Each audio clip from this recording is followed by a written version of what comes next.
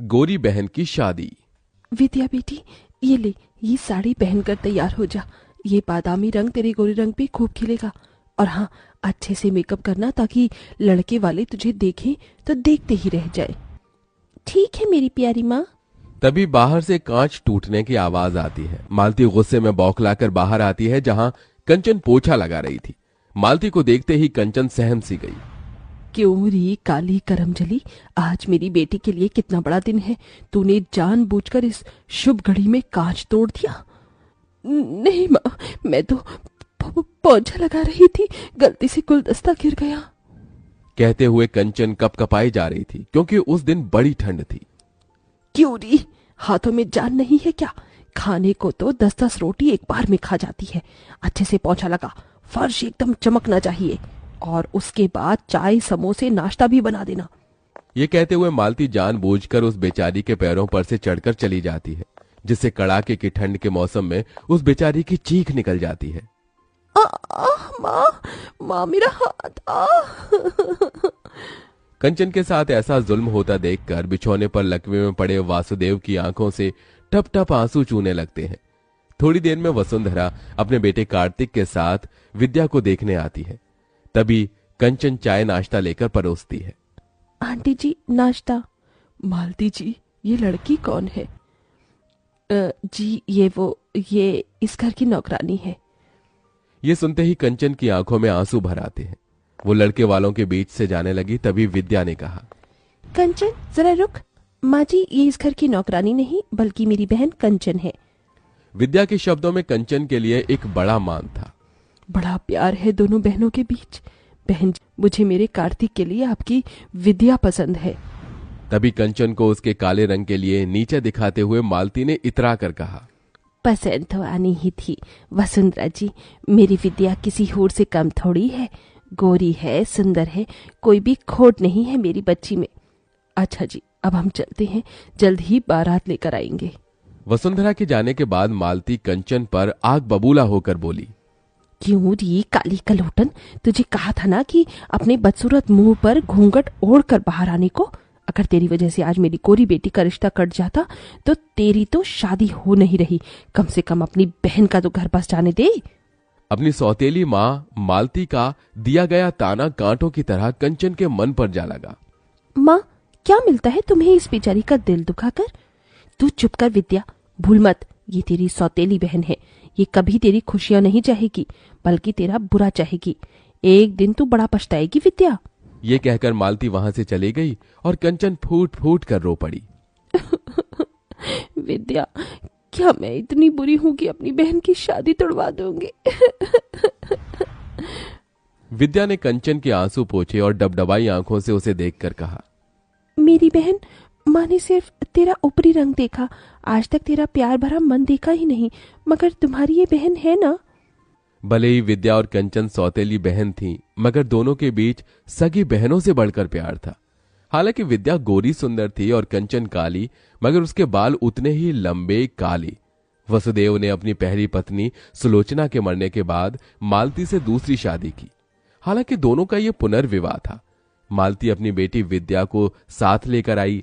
विद्या ने तो कंचन को अपनी बहन मान लिया था, मगर मालती कंचन के काले रंग की वजह से उसे बेटी न ही मान सकी और न ही अपना सकी।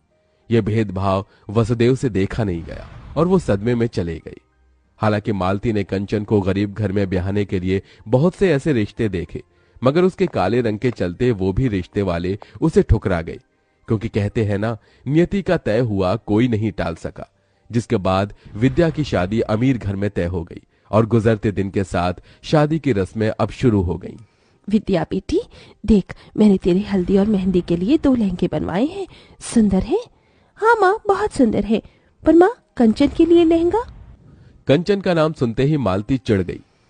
अरे, शादी तेरी है, उसकी थोड़ी होने वाली है। दुल्हन तू है और कंचन मेरी बहन। अरे देख, इस पीले वाले लहंगे में कितने अच्छे बेल बूटे हैं और ये हरा वाला लहंगा मेहंदी के टाइम पर पहनना है।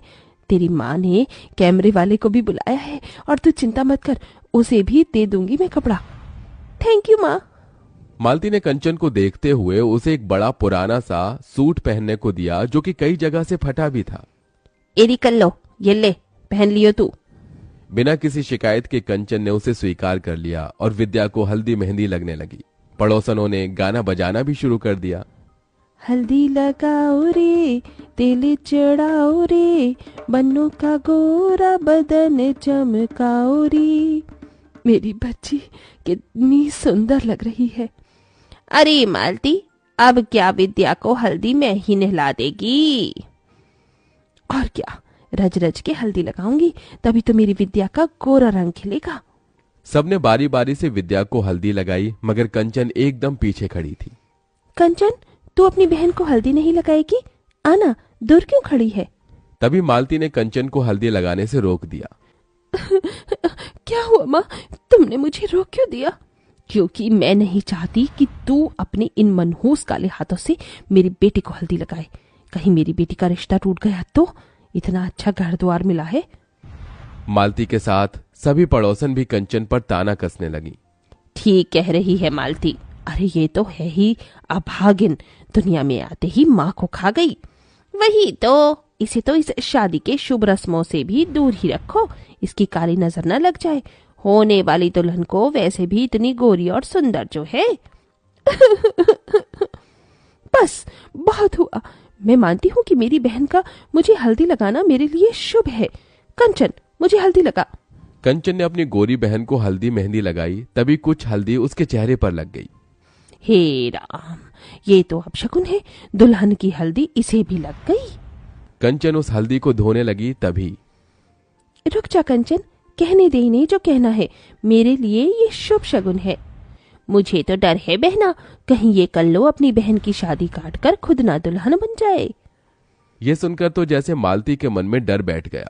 शादी का दिन भी आ गया। कंचन विद्या के लिए खुश भी थी और उदास भी।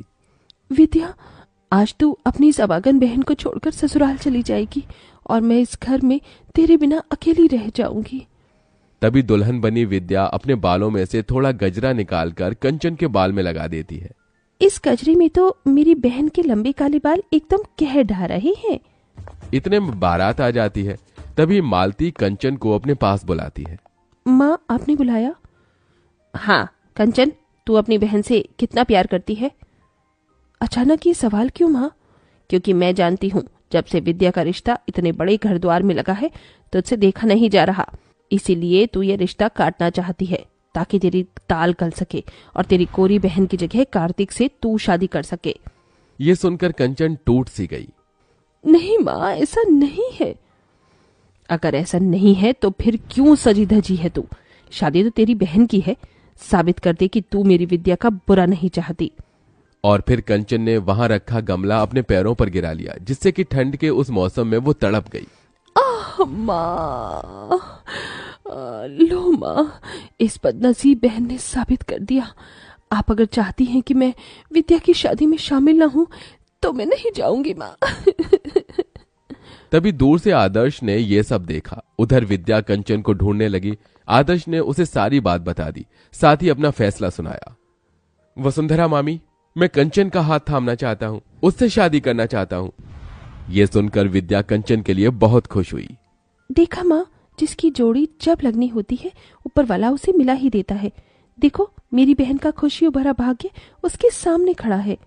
मालती के मन में पछतावे का गुबार भरा था, जो आंसू बनकर बहने लगा। कंचन बेटी, अपनी माँ को माफ कर दे। मेरा ही मन मैला था, इसलिए विद्या के लिए तेरा प्यार कभी देख न सकी। बोल, तेरे लिए क्या करूं? बस इतना कर दो माँ कि आज अपनी इस बेटी को मायके की चुनरी ओढ़ाकर विदा कर दो। ये सुनकर सभी का दिल निकल आया, जिसके बाद कंचन का कन्यादान उसकी गोरी बहन के साथ उसी मंडप में हो गया और दोनों विदा हो गईं।